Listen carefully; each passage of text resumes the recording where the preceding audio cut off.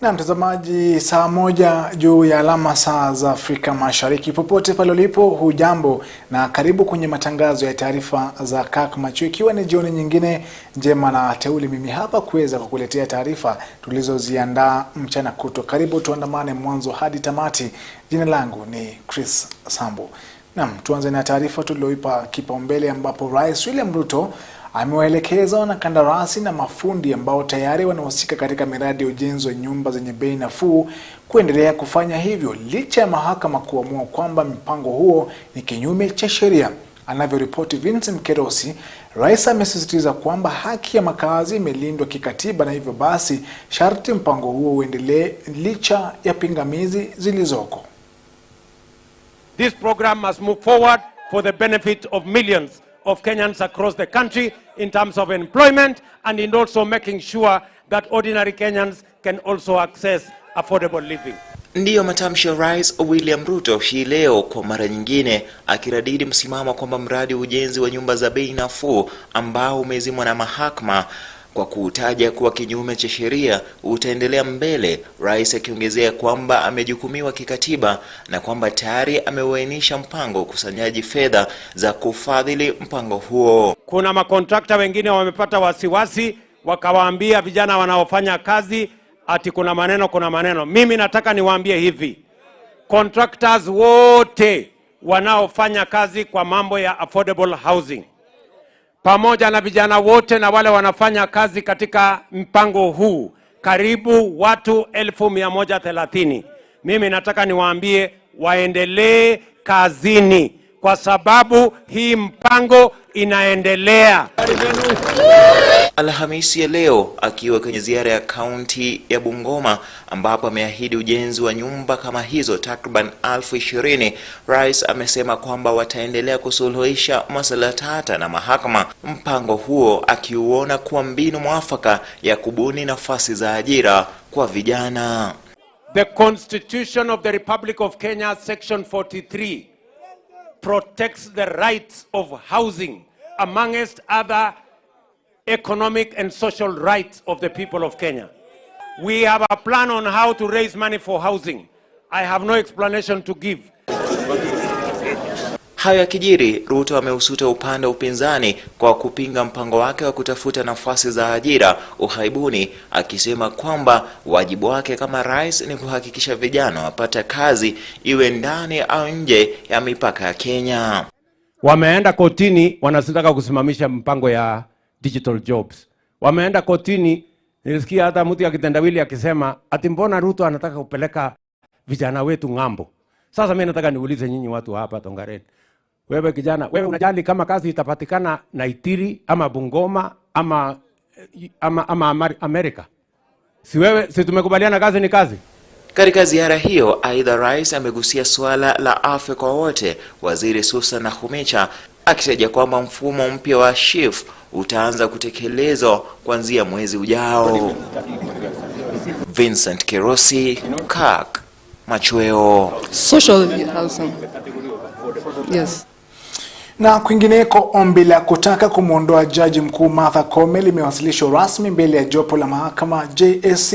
Katika ombi lake, Michael Otieno ni kuwa Jaji Mkuu Martha Koome ameshindwa kufuata sheria katika kuwateua wanakamati wa jopo la majaji kusikiza rufaa ya kodi. Otieno kwenye wasilisho lake Alhamisi ya leo amesingizia Jaji Mkuu Martha Koome kwa ubaguzi katika uteuzi wa wanachama wa bodi hiyo. Kadhalika, Koome akilaumiwa kwa kuendesha majukumu yake katika njia isiyo wazi kama inavyotakiwa kikatiba. Hata hivyo, baadhi ya wabunge leo hii wamemtetea Jaji Martha Koome na kutaja ombi la kutaka kumwondoa mamlakani kwamba limechochewa kisiasa. I've just been informed of a petition to remove the Chief Justice for one or two things. I think the petition is misplaced because the Chief Justice, I believe, is a stickler for the law, and I know her personally, and I believe she would not be doing anything wrong. If it is political, I think it should be removed because we are going to aggravate the situation. Because there are three arms of government. There is the judiciary, there is the legislature, and there is the executive. And I believe we should give each arm of government, free to do what they think is right. Chief Justice Martha Koome being taken to court for allegations which I believe are not even holding any water. I believe this is more of politics because the Chief Justice sat with our President to reason out together. As far as I know, we are 3 arms of government and they are independent arms of government. And actually we should not be fighting one another, we should be sitting down and reasoning together. And I think that's why our President, William Ruto, called for this meeting, so that we are in understanding. Much that we are supposed to be overseeing every arm. It's important, of course, that the judiciary are also looked, even when he said that they are corrupt. Some of them surely are corrupt. We are not saying all. It may be even 10% who are corrupt or 20%, but there are corrupt judges and magistrates in Kenya. Na baadhi ya wabunge wanaohudumu katika kamati ya afya ya bunge wanataka kesi za ulaghai za NHIF ambayo kwa sasa ni SHIF zilizoripotiwa dhidi ya baadhi ya hospitali zichunguzwe kikamilifu na kumalizwa haraka ili shughuli za huduma za matibabu kurejeshwa kama kawaida. Mwanahabari wetu Washira anaarifu zaidi. Baadhi ya wabunge wanaohudumu katika kamati ya afya ya bunge wanataka kesi za ulaghai za NHIF zilizoripotiwa hivi majuzi dhidi ya baadhi ya hospitali zichunguzwe na kumalizwa haraka ili shughuli za huduma za matibabu zirejee kama kawaida. Makamu mwenyekiti wa kamati hiyo Patrick Mnene amesema tuhuma hizo za utapeli zimesababisha hospitali hizo kuwa na sitofahamu na kusababisha hasara kwa hospitali hizo na wagonjwa wao. Immediately we go back, this report will be on floor because one, patients are suffering because institutions that were stopped from admitting patients who use NHIF, those patients are suffering because we know most of our people rely on NHIF. So we need to sort out this problem. If an hospital has a problem, you close it once and for all. If an hospital has no problem, you create to continue with their business. Akiwa ameandamana na wabunge wenza walipokuwa wamezuru baadhi ya hospitali za eneo la Mashariki ambazo zimetajwa kwenye ripoti hiyo, mbunge Mnene amesema ya kuwa wamegundua kuwa baadhi ya hospitali hizo zilizotajwa hazina sababu kuu ya kusimamishwa kazi. Some places we have gone to an hospital and they tell us, here we used to have 4 daily employees, now we have sacked all of them. So as a parliament also we represent those people who went home. They are Kenyans. So we want to expedite these things. So I can assure you that this session, before we end this session, we are going to parliament. This report will have gone through the house and will have made our recommendations as a full house. Kamati hiyo ya afya imependekeza kuwa majukumu ya bodi ya madaktari KMPDU yabaki kuwa usajili pekee, huku taasisi nyingine ikisimamia hospitali na zahanati. We want to recommend as a committee that we need to separate the registration of medicine as a profession and the registration and the supervision of facilities. Because when they are done by the same group, then there is a conflict of interest. Pendekezo hilo limetolewa wakati ambapo wafanyikazi wanapinga kukatwa 2.75% ya mishahara yao ili kulipa NHIF ambayo kwa sasa ni SHIF. Nikiripotia Kirk Machweo, jina langu ni Washira. Na tukisonga mbele mtazamaji, ni kwamba sasa serikali itashirikiana na taasisi mbalimbali za kimasomo ili kutoa mafunzo kwa wahudumu wa afya ili kusaidia kupambana ongezeko la visa vya magonjwa yasiyo ya kuambukizwa. Akizungumza katika kaunti ya Kiambu eneo la Gatundu, waziri wa afya Susan Nakhumicha amesema kuwa idadi kubwa ya magonjwa yanayochangia kupungua kwa utendakazi miongoni mwa Kenya. Nakhumicha amesema kuwa serikali inazidi kupiga hatua katika kupambana na magonjwa yasiyo ya kuambukizwa. We have my army. These are the people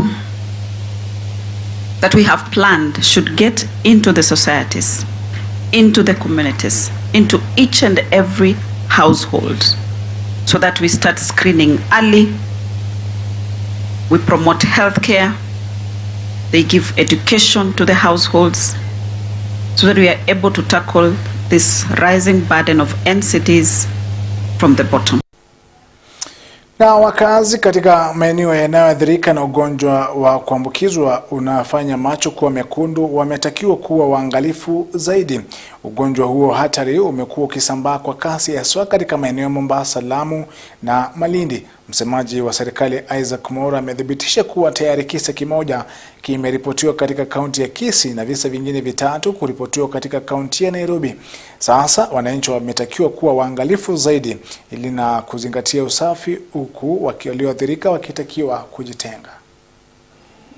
The government takes note of the outbreak of the red eye disease in the coastal region, specifically in the counties of Mombasa, Lamu and Malindi.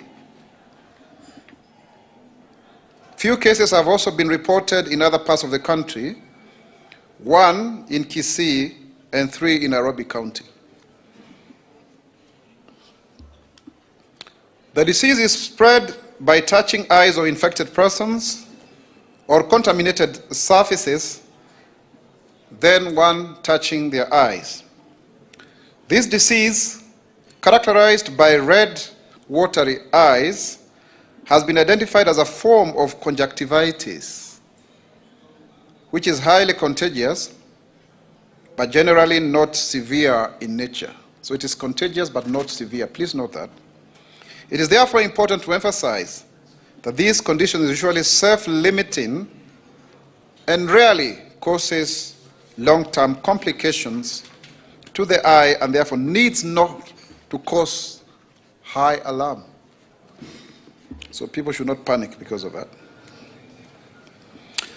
Members of the public are therefore advised to frequently wash their hands and keep off touching their faces, disinfect high-touch surfaces, and don't share personal items like towels for those affected. I don't know how that would work in a homestead.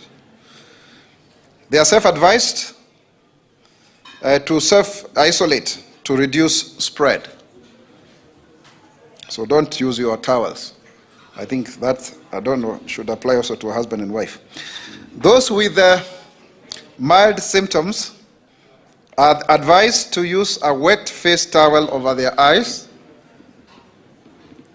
and persons with severe symptoms, which include redness, discharge, swelling, and bleeding, should seek urgent medical attention. Waziri wa Ulinzi Eden Duale amezindua hazina ya kitaifa ya operesheni za amani itakayowezesha taifa kuwatuma wanajeshi kwenye operesheni za kudumisha amani nchini na katika ngazi za kimataifa. Duale amesema kuwa hatua hiyo itawezesha wanajeshi wa KDF kupokea mafunzo ili kujisawazisha na wanajeshi wengine walioko ngazi za kimataifa. Mwanahabari wetu Kelvin Mushiri anaripoti.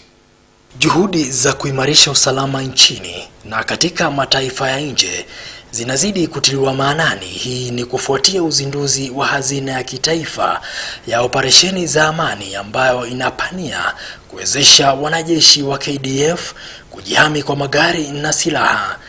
Kulingana na katibu katika Wizara ya Ulinzi Patrick Malilo, wanajeshi wanatayarishwa kwa kina kufanya operesheni ndani na nje ya mataifa. Equally, the fund is now fully operational thanks to the support we have received from the National Treasury. Mbali na kuwepo kwa silaha na magari ya kisasa, wanajeshi watapata mafunzo maalum.